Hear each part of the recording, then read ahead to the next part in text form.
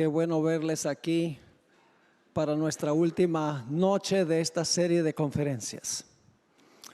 Antes de entrar a nuestro estudio, quiero aprovechar esta oportunidad para hacer un anuncio especial. Esta noche podríamos llamarlo el jueves en la noche de gran solemnidad. Y les voy a explicar por qué razón.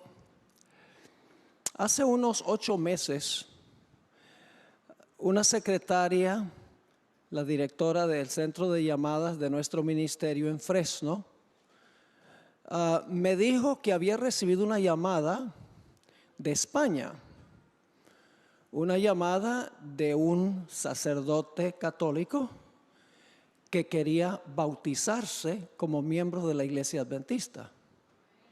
Me pareció algo extraordinario, porque España es un país muy católico y también muy secular. Pero el 8 de agosto recibí yo el mensaje y enseguida le escribí un correo electrónico a José Antonio Yorca. Yo le pregunté por qué quería bautizarse y me contestó que él había estado viendo diferentes predicadores adventistas por YouTube, entre esos este servidor, y que estaba convencido que la Iglesia Adventista tiene la verdad presente. Entre las cosas que mencionaba en su correo electrónico es que el sábado es el día de reposo, que la inmortalidad del alma es una doctrina falsa, que la idea de un infierno que arde para siempre también es una doctrina falsa, y lo que especialmente me impactó fue que me dijo que él cree que Elena White, Dios la ha llamado en estos últimos días para ser su profeta a la iglesia remanente. Así que su respuesta me impactó. Yo dije, este hombre habla en serio. Así que durante varios meses estuvimos en el proceso. Estuvimos en el proceso de comunicarnos con él. Y él me hizo preguntas, yo le hice respuestas. Y lo más interesante es que ya yo había hecho el compromiso para estar aquí, en Barcelona. Así que yo le escribí y le dije, mire, yo voy a estar en Barcelona la última semana de enero, así que podríamos programar su bautismo cuando vaya a Barcelona. Y a él le gustó la idea. Y dijo, no solamente programemos el bautismo, sino que también voy a estar toda la semana ya con ustedes. Así que él ha llegado. Él ha estado aquí durante todo el transcurso de esta semana y está súper emocionado con la idea de unirse a través del bautismo a la Iglesia Adventista del Séptimo Día. Es un hombre sincero, un hombre estudioso que hasta recientemente era sacerdote en la ciudad de Valencia. Él no vive en Barcelona. Pero gracias a Dios, Dios obra providencialmente. El primer acto de providencia es que yo iba a estar aquí en el mes de enero y él vive a 3 horas de aquí en carro. El segundo acto providencial es que yo me comuniqué para avisarle a los pastores que por favor lo visitaran personalmente, porque yo estaba hablando con él por correo electrónico. Para hablar con él sobre el asunto del bautismo, para ver si estaba preparado, si en realidad conocía todas las doctrinas de la iglesia. Y 2 pastores se comunicaron con él, pero él dijo que no estaba en realidad interesado en hablar en ese momento, que podíamos hablar cuando llegara a Barcelona. Bueno, el pastor Javier Moliner, con un poco de tacto insistió y se comunicó con él y le dijo, mire, yo voy a ir a Barcelona para el ciclo de conferencias del Pastor Bor. Y con mucho gusto estoy dispuesto de llevarlo conmigo. Y aunque había ya comprado el tiquete 3 meses antes para conseguir un buen precio, el tiquete por el tren, accedió y aceptó la invitación del pastor Moliner para que vinieran juntos en el auto del pastor Moliner. Formaron una linda amistad y así que cuando vamos a bautizar a José esta noche, y él va a ser miembro de la iglesia de Urgel, con la posibilidad de que en un futuro él traslade su feligresía a Valencia. Pero lo lindo es que mientras tanto José va a tener a su amigo Javier para ser su mentor, para ayudarlo, para aconsejarlo, para contestar cualquier pregunta que pueda tener. Y el pastor Moliner es un pastor de vasta experiencia, es un hombre que está jubilado, que sirvió muchos años en la obra, así que estoy seguro que podrá responder todas las preguntas que José tenga y algunas más. Así que me gustaría un momentico, José, si puedes venir aquí al frente. Yo quiero que ustedes conozcan a mi amigo José Antonio Yorca. Denle un caluroso saludo y una bienvenida a la Iglesia Adventista. Te queremos, José. Señor te bendiga. Gracias.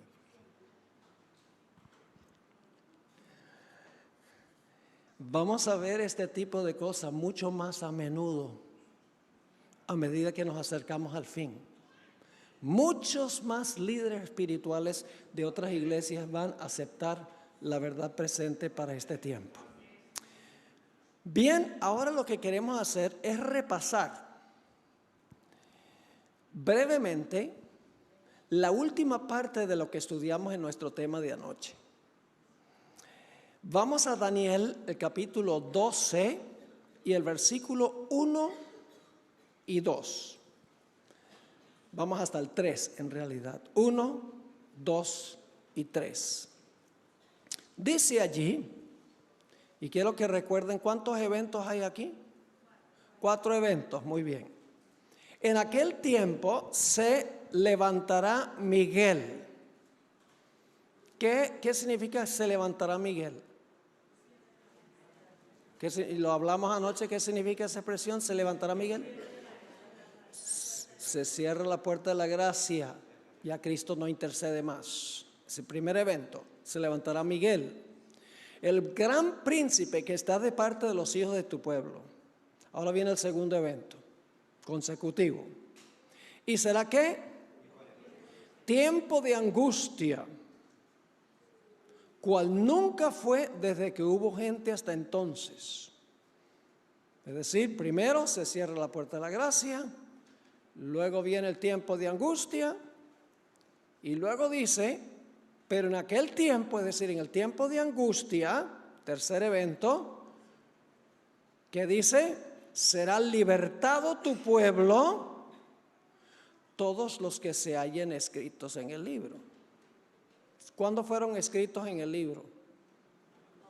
Pues durante el juicio se confirmó que ellos merecían estar en el libro. Tercer evento. Y luego viene el cuarto evento, y muchos de los que duermen en el polvo de la tierra serán despertados.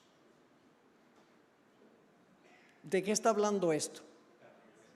De una resurrección especial, porque dice, muchos de los que duermen en la tierra, no todos, muchos de los que duermen en la tierra serán despertados, unos para vida eterna y otros para vergüenza y confusión perpetua.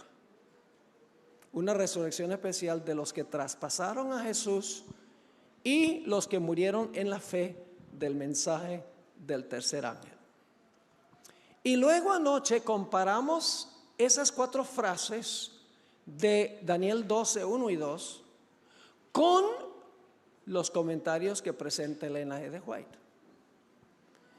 Y como dijimos, esas 4 frases en los escritos de la hermana White hay que estudiarlos en orden inverso, empezando con la resurrección especial, luego siguiendo con la liberación del pueblo de Dios, luego el tiempo de angustia y luego el levantamiento de Miguel. Y la razón por la cual en los escritos de la hermana White estudiamos esa secuencia de eventos en orden inverso es porque queremos saber qué tiene que decir la hermana White sobre los versículos que vienen antes de Daniel 12:1, que son los versículos 40 al 45. El problema es que no podemos empezar en el versículo 40 hasta el versículo 45, porque la hermana White no cita ni un solo de esos versículos.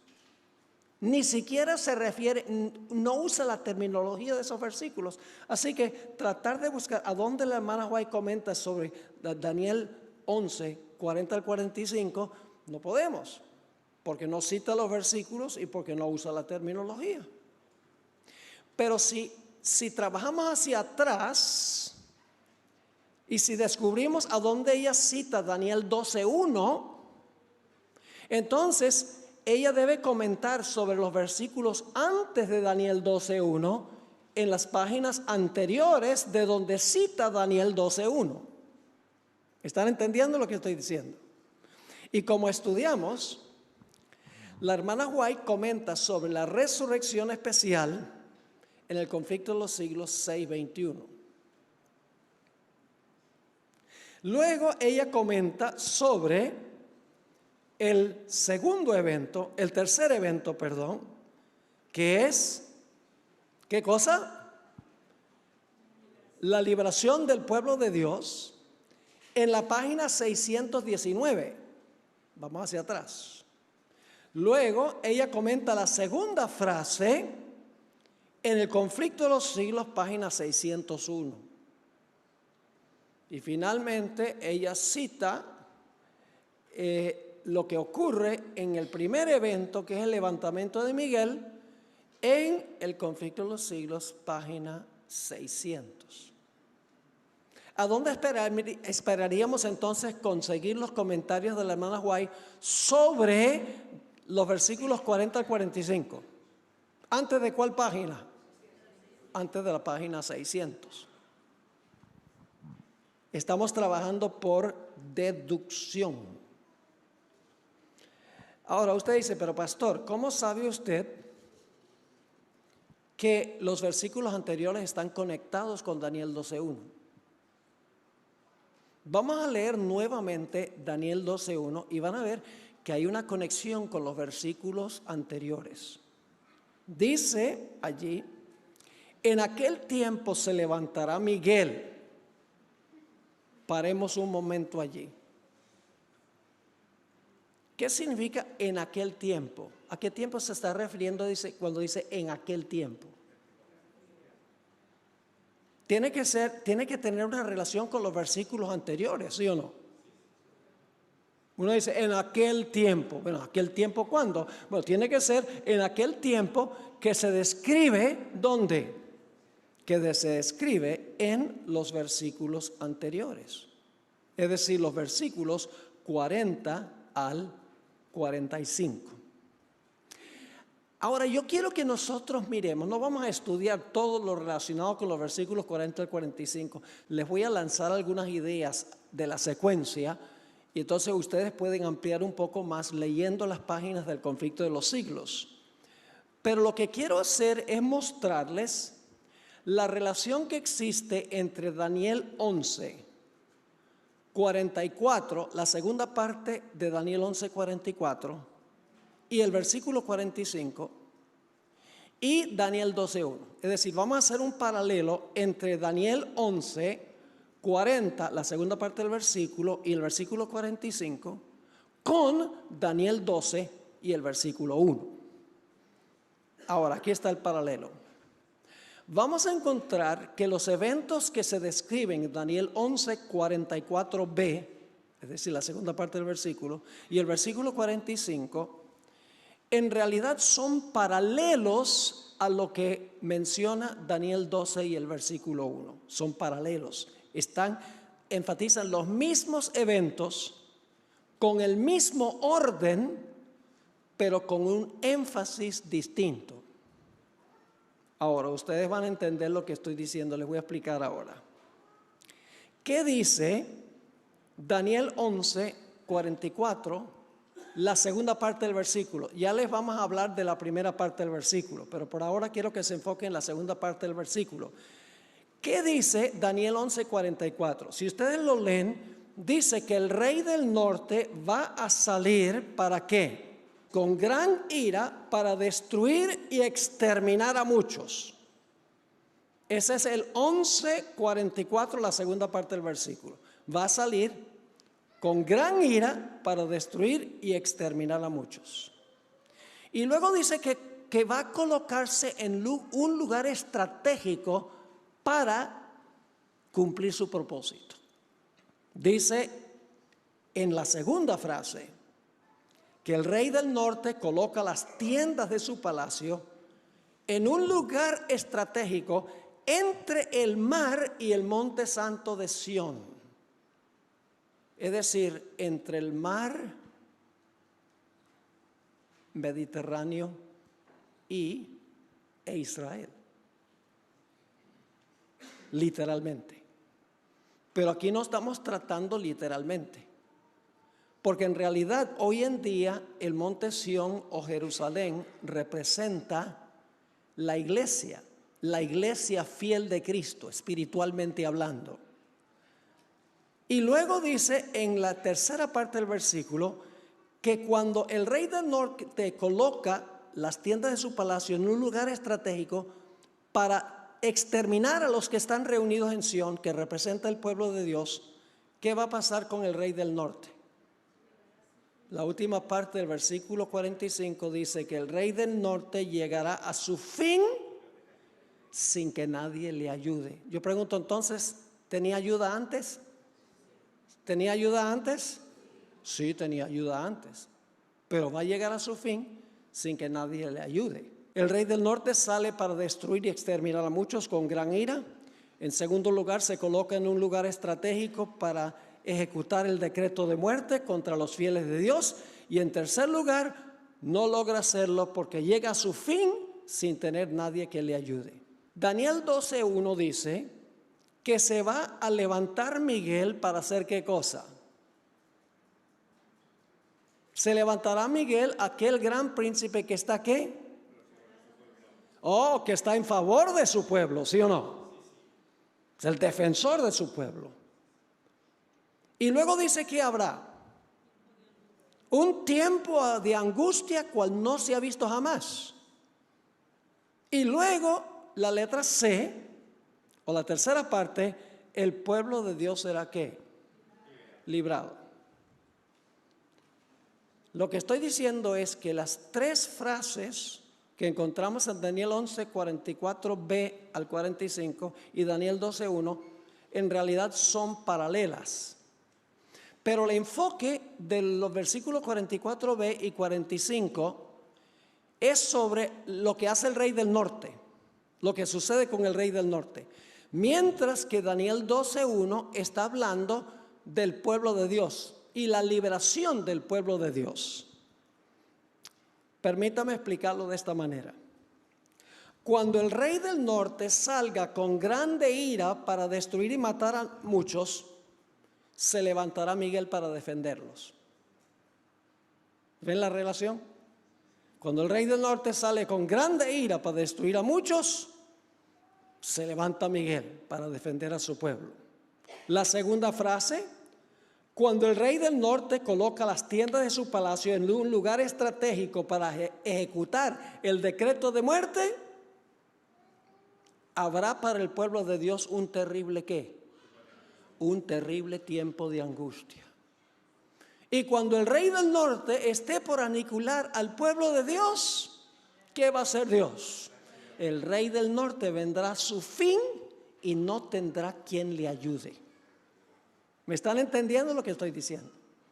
Es decir, el versículo 44b y el 45, las tres fases se enfocan en el rey del norte y lo que va a pasar con el rey del norte.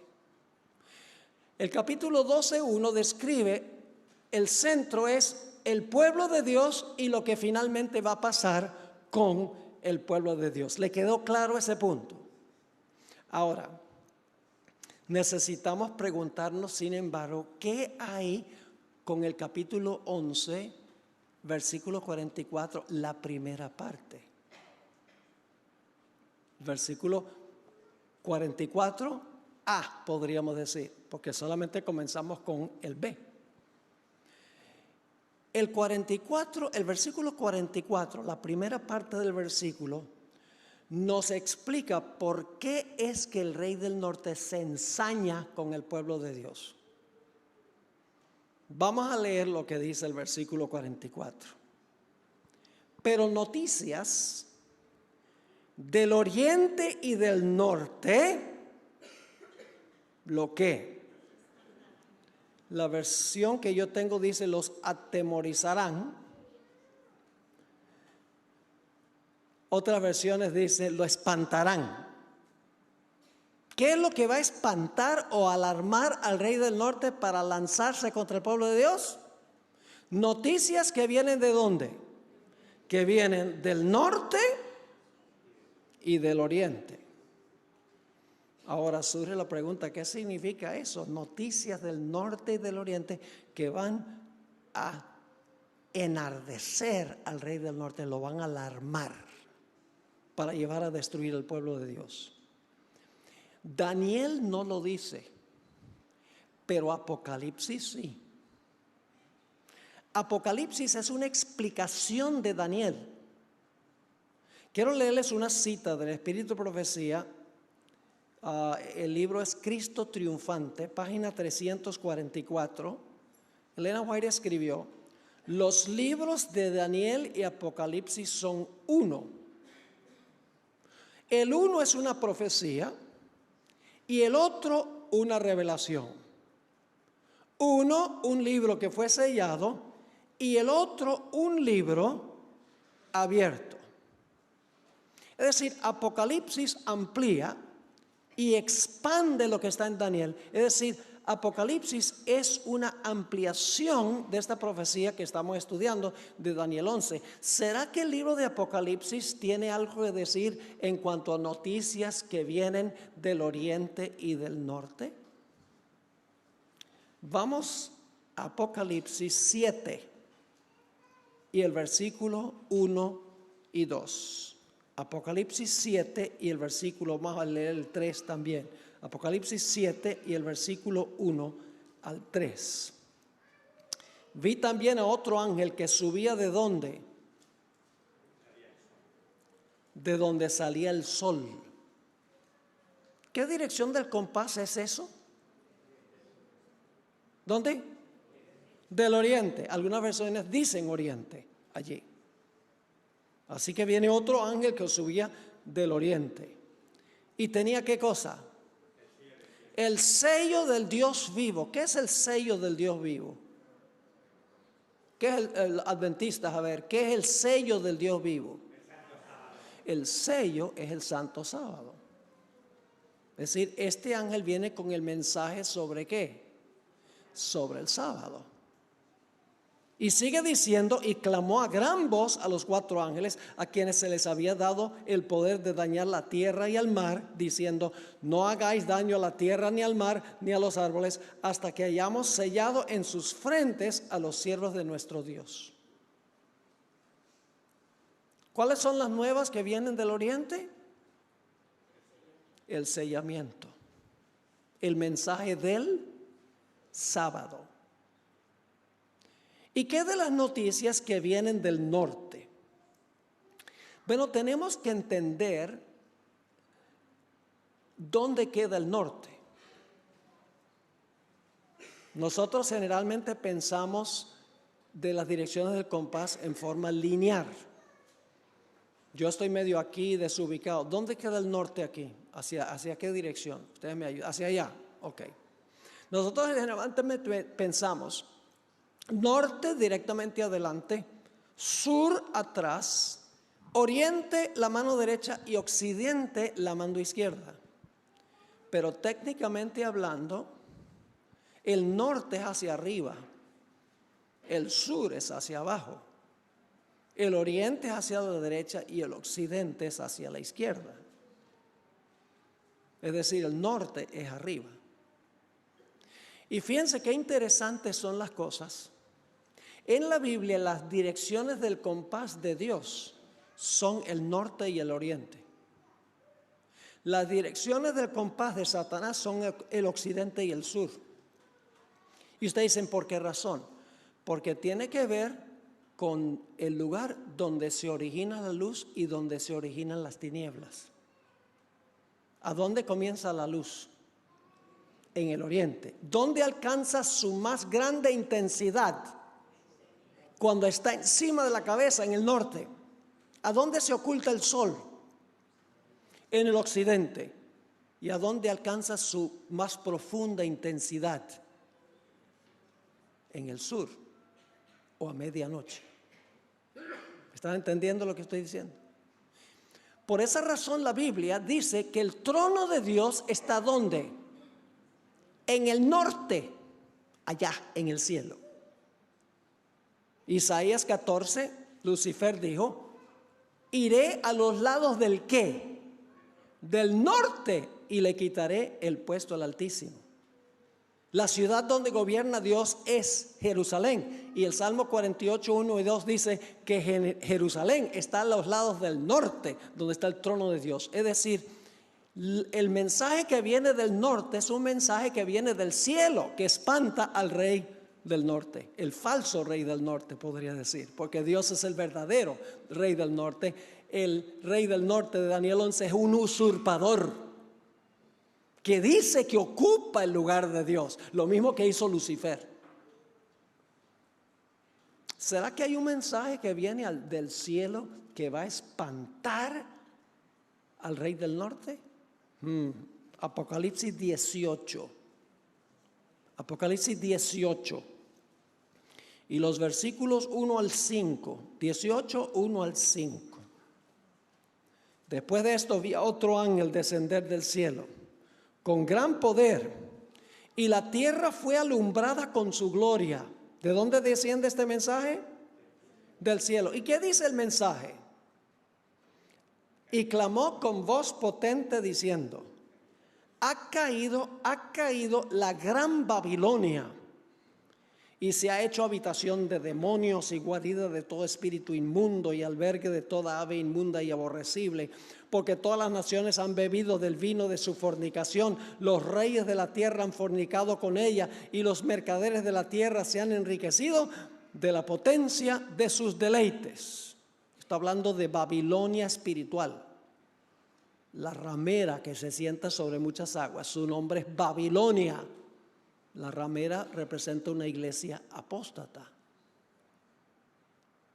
Y luego hay una voz del cielo que dice que como Babilonia ha caído y esa habitación de demonios, guarida de todo espíritu inmundo,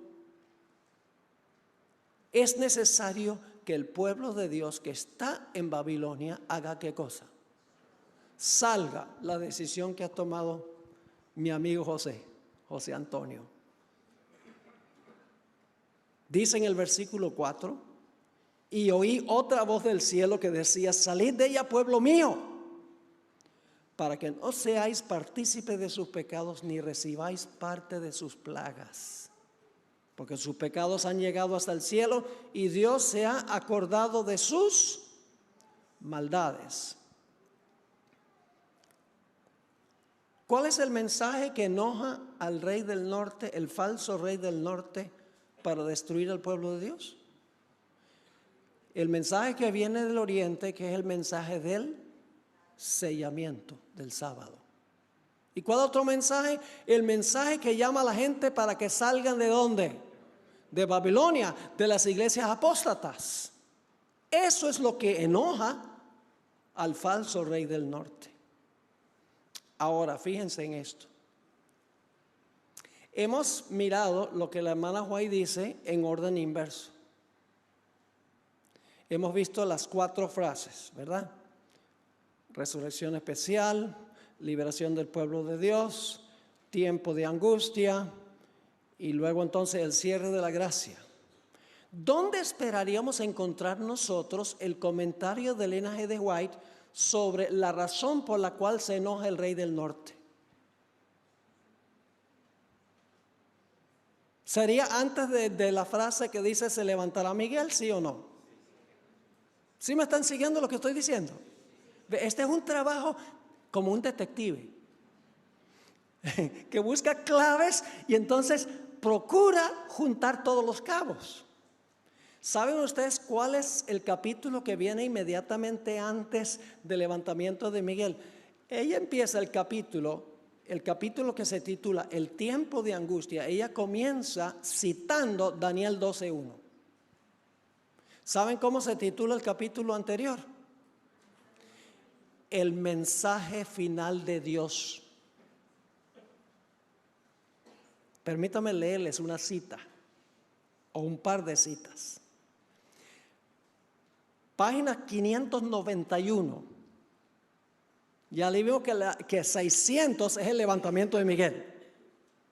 Ahora, 591, ella escribe lo siguiente: mientras la observancia del falso sábado, que es el sábado de Babilonia, en obediencia a la ley del Estado y en oposición al cuarto mandamiento, será una declaración de lealtad a un poder que está en oposición de Dios. La observancia del verdadero sábado en obediencia a la ley de Dios será la evidencia de lealtad al Creador. Mientras que una clase de personas recibe la marca de la bestia como señal de sumisión a los poderes terrenales, la otra recibe el sello de Dios como señal de lealtad a la autoridad divina. Por haber escogido el signo de obediencia a la autoridad divina, recibirá el sello de Dios. Así que en el capítulo inmediatamente anterior, ella describe las nuevas que vienen del oriente y del norte. Dice, el sábado va a llevar el sellamiento de los fieles y el domingo los que reciben la marca de la bestia. Y luego dice en el mismo capítulo, en la página 593, ¿recuerdan que dice que cuando se proclama ese mensaje, los impíos se llenan de ira contra los que están predicando el mensaje? Ahora fíjense, en la página 593, en este mismo capítulo, ella escribió, el poder que acompaña a la proclamación del mensaje solo despertará la ira de los que se le oponen. En el mismo capítulo. ¿Qué va a ser el mensaje final de Dios? Va a causar que el rey del norte con grande ira, ¿qué? Vaya contra el pueblo de Dios. En la página 600 del Conflicto de los Siglos, la hermana White escribe, el poder que acompaña la última amonestación, y ella ha citado Apocalipsis 18, 1 al 5 aquí. El poder que acompaña la última amonestación ha enfurecido a los malvados. Su ira se ensañará contra todos los que hayan recibido el mensaje. Y Satanás despertará el espíritu de odio y persecución en un grado de intensidad aún mayor. ¿Están captando el punto? ¿Tiene algo que decir Elena G. de White sobre el versículo 44? ¿Sí o no? No usa la terminología. No cita el versículo. Pero yendo de Daniel 12:2 hacia atrás, vemos que ella dice que lo que va a enfurecer a los impíos es el mensaje del sellamiento y el mensaje para salir de Babilonia. Trabajando hacia atrás. Ahora, así que las noticias del norte se identifican en Apocalipsis 18, 1 al 5 como el fuerte clamor, y la nueva del oriente representa el sellamiento del pueblo de Dios. Y ustedes dicen, bueno, pastor, y los versículos anteriores a ese, el versículo 40 al 43, eso se los voy a dejar de tarea. Ya que tienen la clave de cómo estudiar esto, lo pueden hacer por su cuenta. Pero les voy a dar una idea. Si ustedes continúan yendo hacia atrás en el conflicto de los siglos, del capítulo, el mensaje final de Dios hacia atrás, van a descubrir que la hermana White comenta sobre cada una de esas frases, sin usar la terminología y sin citar los versículos. Ella describe cada uno de los detalles, empezando con el versículo 40, a donde dice que en el tiempo del fin, el rey del sur se acorneará contra el rey del norte. Ahora, ¿qué significa eso? Que el rey del sur en el tiempo del fin. Yo les pregunto, ¿cuándo comienza el tiempo del fin? En 1798. ¿Cómo comienza Daniel 11:40? En el tiempo del fin, el rey del sur se acorneará o se enojará con el rey del norte. ¿Quién es el rey del norte? El rey del norte es el papado. Ahora yo pregunto, ¿qué sistema se levantó para atacar al papado cuando comenzó el tiempo del fin en 1798? ¿Cuándo? En la Revolución Francesa. Así que si ustedes buscan en el conflicto de los siglos, le estoy dando los parámetros. Si ustedes buscan en el conflicto de los siglos, el capítulo titulado La Biblia y la Revolución Francesa, ahí empieza el versículo 40. Luego, en los siguientes capítulos, ella comenta cada frase que sigue a eso, sin usar los versículos y sin usar la terminología. Y usted dice, ¿pero por qué la hermana White no usó la terminología?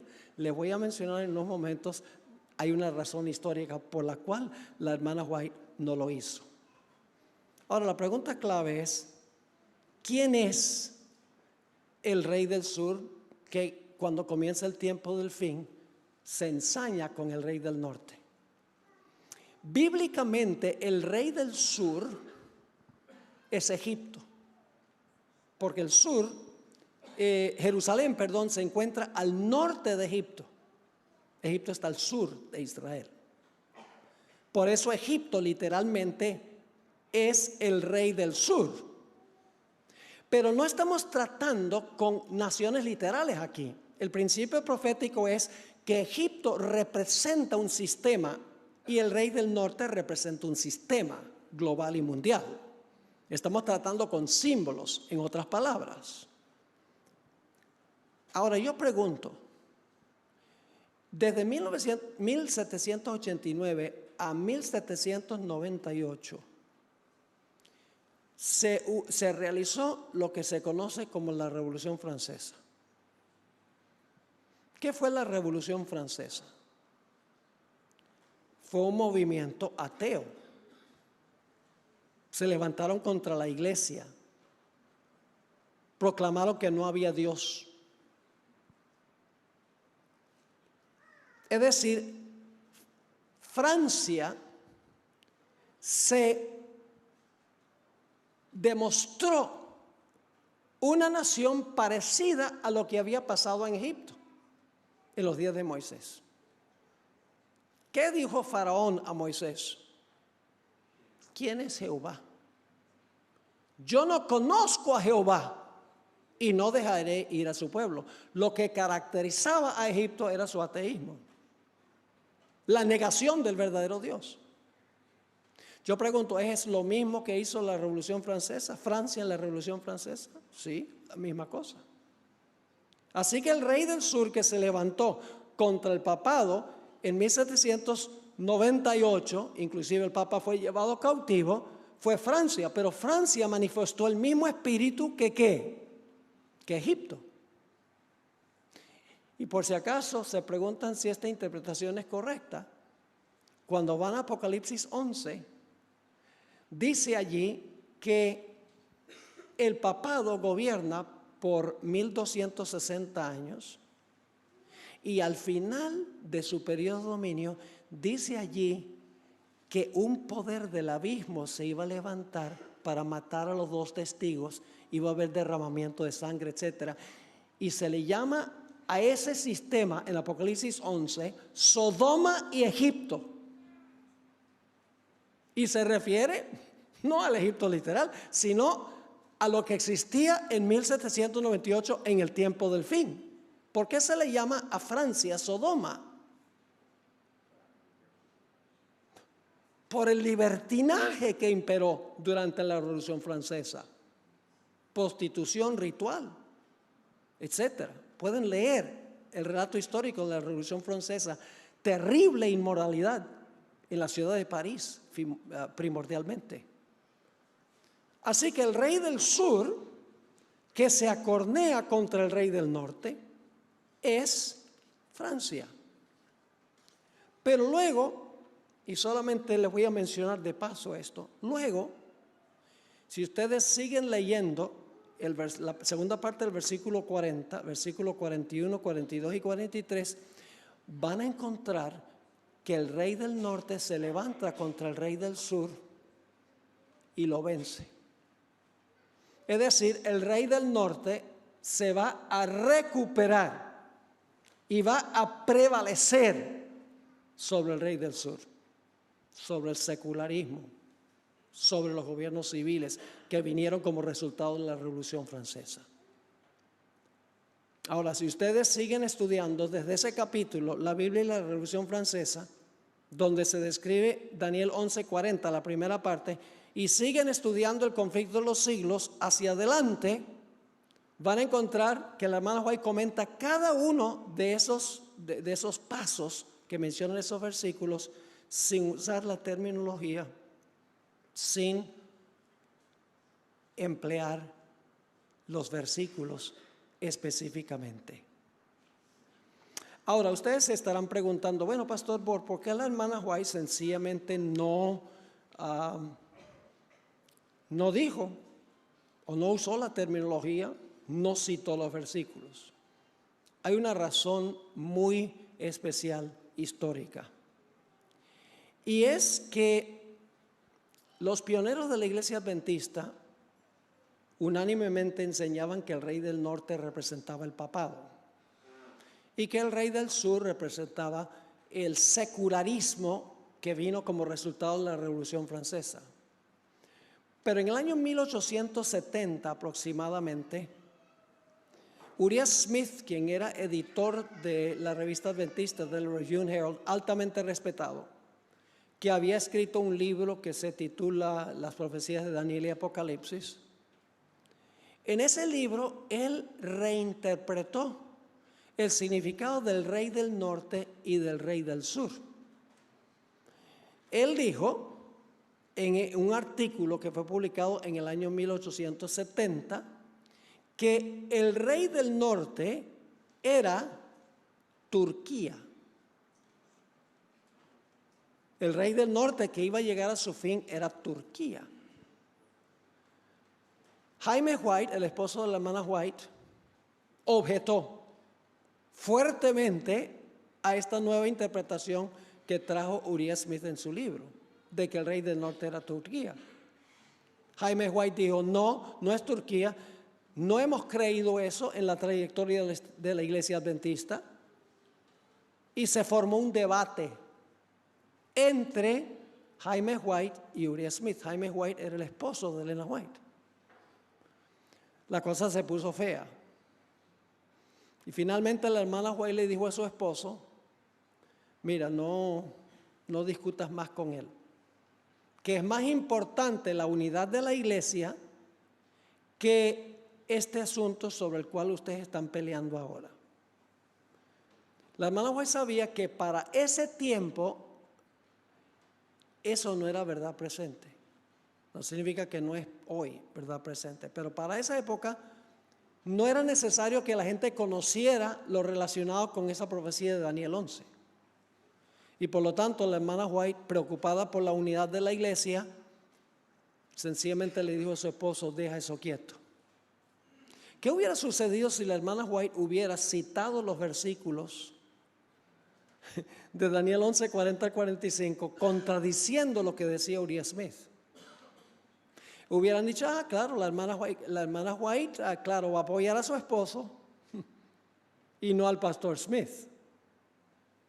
Así que la hermana White comentó sobre estos versículos sin hacerlo obviamente, para conservar la unidad de la iglesia. Pero cuando estudiamos con cuidado esto, nos damos cuenta que la hermana White subliminalmente sí explicó los versículos.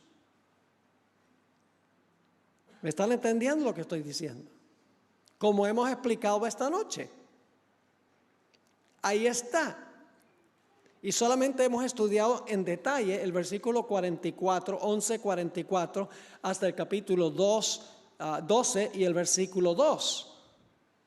Pero podríamos ir hacia atrás. Sabemos que el versículo 40, la primera parte, se cumple en la Revolución Francesa. Así que el punto de comienzo de los comentarios de la hermana White sobre Daniel 11, 40 al 45 es la Revolución Francesa. Lo cual significa que entonces todos los otros eventos del versículo 40, 41, 42 y 43 tienen que venir después del capítulo la Biblia y la Revolución Francesa.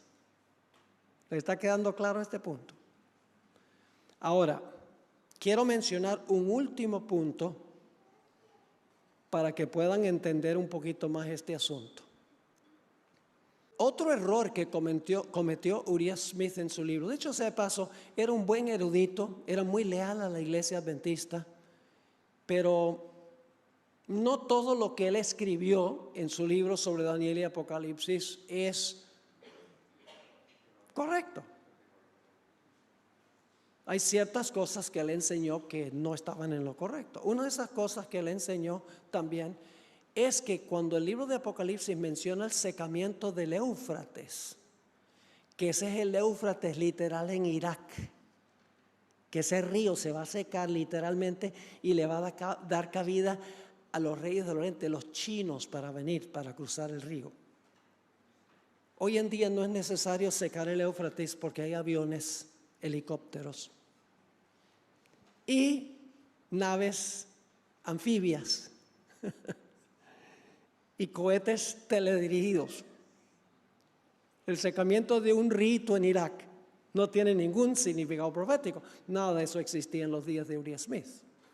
Él enseñó que el secamiento de Éufrates, para dar cabida a los reyes del oriente, en realidad se debía tomar literalmente, que era el Éufrates literal.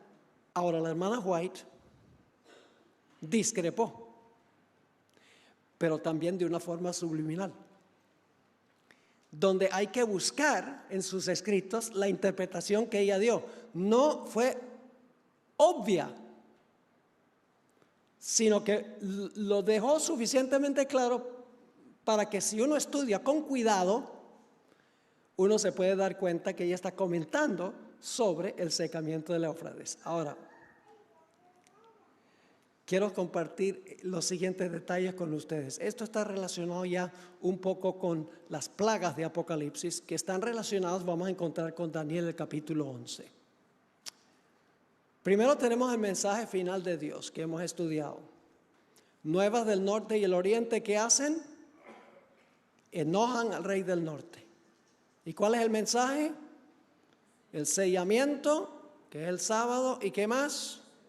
El llamado que viene del cielo de salir de Babilonia. Luego vimos que esto lleva al rey del norte a querer salir, ¿para qué? Para destruir y matar a muchos. Ahora quiero leerles del Conflicto de los Siglos la siguiente cita. Cuando los que honran la ley de Dios hayan sido, esto se encuentra en la página 693 del Conflicto de los Siglos, capítulo Liberación del pueblo de Dios. Cuando los que honran la ley de Dios hayan sido privados de la protección de las leyes humanas, empezará en varios países un movimiento simultáneo para destruirlos. Conforme vaya acercándose el tiempo señalado en el decreto, el pueblo conspirará para extirpar la secta aborrecida. Se convendrá en dar una noche el golpe decisivo que reducirá completamente a silencio la voz disidente y reprensora. ¿Qué evento es ese? Ese evento es cuando el rey del norte sale con gran ira con la intención de matar al pueblo de Dios. ¿Y por qué? porque el pueblo de Dios ha proclamado el mensaje del sellamiento y el llamado para salir de Babilonia. Luego, la hermana White describe en esa misma página el tiempo de angustia. Está comentando sobre Daniel, el capítulo 11, 44, capítulo 12, 1 y 2. Ya van a ver, tiempo de angustia. El pueblo de Dios, algunos en las celdas de las cárceles, otros escondidos en ignorados escondrijos de bosques y montañas, invocan aún la protección divina. Este es el tiempo de angustia. Mientras que por todas partes, compañías de hombres armados, instigados por legiones de ángeles malos, se disponen a emprender la obra de muerte. Coloca las tiendas de su palacio entre el mar y el monte deseable, donde está el pueblo de Dios. Y luego encontramos la siguiente cita. Entonces, en la hora de supremo apuro, que es el tiempo de angustia, es cuando el Dios de Israel intervendrá para librar a sus escogidos. ¿Están viendo la relación? Ahora, tenemos que relacionar con esto las tres últimas plagas, porque las tres últimas plagas describen cómo Dios va a librar a su pueblo. Sigo la cita de la hermana White en esta página. Multitudes de hombres perversos, profiriendo gritos de triunfo, burlas e imprecaciones, están a punto de arrojarse sobre su presa. Ahora escuchen, cuando de pronto densas tinieblas. ¿Saben cuál es la quinta plaga? Tinieblas, pueden leerlo. Densas tinieblas, más sombrías que la oscuridad de la noche, caen sobre la tierra. Luego un arco iris que refleja la gloria del trono de Dios se extiende de un lado al otro del cielo y parece envolver a todos los grupos en oración. Así que cuando los impíos están por destruir al pueblo de Dios, ¿qué cae sobre la tierra? Oscuridad. Apocalipsis 16 dice que la quinta plaga es una plaga de oscuridad. Ahora, ¿qué sucede cuando viene la oscuridad? Dice ella, en la siguiente parte de la cita, las multitudes encolerizadas se sienten contenidas en el acto. Cuando viene la oscuridad, ¿qué pasa con las muchedumbres que quieren acabar con el pueblo de Dios? Las muchedumbres, las multitudes encolerizadas se sienten contenidas en el acto. Sus gritos de burla expiran en sus labios. Olvidan el objeto de su ira sanguinaria. Con terribles presentimientos contemplan el símbolo de la alianza divina y ansían ser amparadas de su deslumbradora claridad. ¿Sobre qué se sienta la ramera? Sobre muchas aguas. ¿Cuáles son las aguas sobre las cuales se sienta la ramera? Muchedumbre, naciones, pueblos y lenguas. ¿Cómo se llama la ramera? Babilonia. Yo pregunto, ¿la antigua Babilonia estaba sobre el río Éufrates, sí o no? ¿Ese era el río, esas eran las aguas de Babilonia donde se sentaba Babilonia? ¿Cómo no? Pero las aguas representan simbólicamente al final de la historia, ¿qué cosa? Muchedumbre, naciones, lenguas y pueblos. ¿Qué significa el secamiento de las aguas? Si la ramera está sentada en muchas aguas, significa que las aguas están ¿qué? Apoyándola. Pero ¿qué sucedería si las muchedumbres le retiran su apoyo? Cae. ¿Qué dice la cita? La cita dice, las multitudes encolerizadas se sienten contenidas en el acto. ¿Qué pasa con las aguas que quieren ahogar al pueblo de Dios? Son contenidas. No dice que se secan las aguas del Éufrates. Lo explica de otra manera. Y luego, por si acaso no están seguros de esto, luego la hermana White en la siguiente página cita los versículos que describen la séptima plaga. Es decir, los versículos a donde habla de la séptima plaga, ella los cita, pero no cita el secamiento del Éufrates ni cita la quinta plaga de oscuridad. Sencillamente dice oscuridad, las muchedumbres se secan, las aguas se secan, y luego cita la séptima plaga. Entonces yo pregunto, ¿tiene la hermana White algún comentario sobre el secamiento del Éufrates? Sí lo tiene. Pero, ¿cómo lo expresó la hermana White? Lo expresó de una forma donde lo podemos entender si estudiamos con cuidado, sin contradecir abiertamente el concepto que tenía Uriah Smith. Yo quiero leerles ahora, ya para terminar, la última parte de la cita que estoy leyendo. Esta es la página 693 y 694 del Conflicto de los Siglos. Esa medianoche, cuando Dios manifiesta su poder para librar a su pueblo, sale el sol en todo su esplendor. Sucédense señales y prodigios con rapidez. Los malos miran la escena con terror y asombro, mientras los justos contemplan con gozo las señales de su liberación. Noten las señales de su liberación. La naturaleza entera parece trastornada, los ríos dejan de correr, nubes negras y pesadas se levantan y chocan unas con otras. Y ahora ella va a citar la séptima plaga. En medio de los cielos conmovidos hay un claro de gloria indescriptible, de donde baja la voz de Dios semejante al ruido de muchas aguas, diciendo: hecho es. Séptima plaga. Sigue la cita. Esa misma voz sacude los cielos y la tierra, síguese un gran terremoto, y luego cita: cual no fue jamás desde que los hombres han estado sobre la tierra. Esa es una cita de la séptima plaga.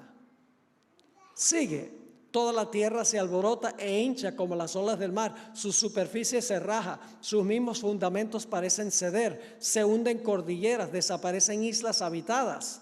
Los puertos marítimos que se volvieron como Sodoma por su corrupción son tragados por las enfurecidas olas. Y luego va a citar otra vez la séptima plaga. La grande Babilonia vino en memoria delante de Dios para darle el cáliz del vino del furor de su ira.